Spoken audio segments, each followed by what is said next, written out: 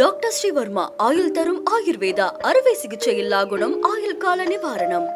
Yesterday courier private limited domestic international cargo உங்கள் இல்லம் தேடி வந்து கொரியர் புக்கிங் டெலிவரி செய்து தரப்படும். தமிழ்நாட்டில் சட்டமன்ற தேர்தலுக்கு சில மாதங்களே உள்ள நிலையில் அதிமுக பாஜக கூட்டணி அமைந்துள்ளது.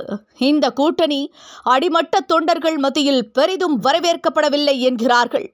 அதிமுகவிலேயே சிலர் பாஜகவுடன் கூட்டணி வைக்க விரும்பவில்லை என்றும் சில சலசலப்புகள் எழுந்த வண்ணம் உள்ளன.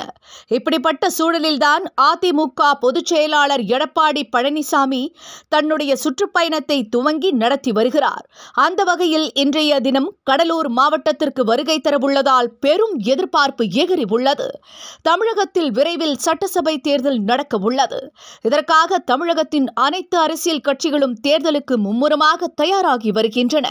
அந்த வகையில் எதிர்க்கட்சியான அதிமுக மீண்டும் அரியணையில் ஏறும் முனைப்பில் தேர்தல் பணிகளை தொடங்கிவிட்டது.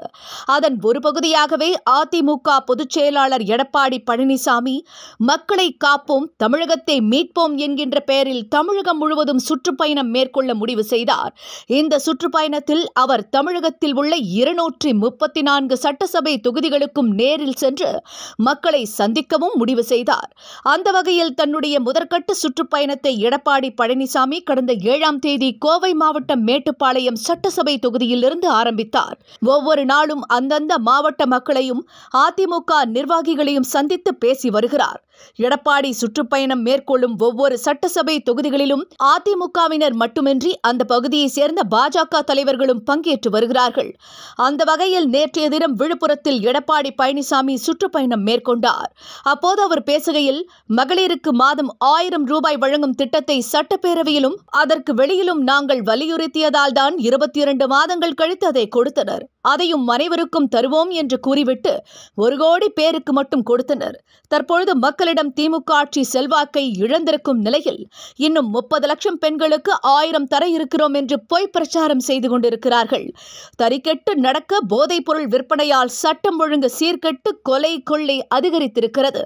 இதற்கு முடிவு கட்ட வேண்டுமென்றால் அதிமுக ஆட்சிக்கு வர வேண்டும். கருணாநிதி, ஸ்டாலின், உதயநிதி என்று அனைவரும் ஆள்வதற்கு வந்துவிட்டனர்.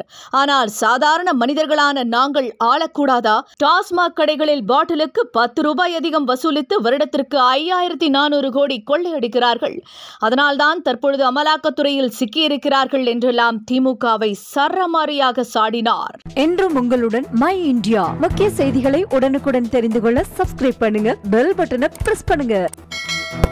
என்றும் உங்களுடன் மை இந்தியா. டாக்டர் ஸ்ரீவர்மா ஆயுள் தரும் ஆயுர்வேதா அறுவை சிகிச்சை இல்லா குணம் ஆயுள் கால நிவாரணம். Yesterday courier private limited domestic international cargo உங்கள் இல்லம் தேடி வந்து கொரியர் புக்கிங் டெலிவரி செய்து தரப்படும்.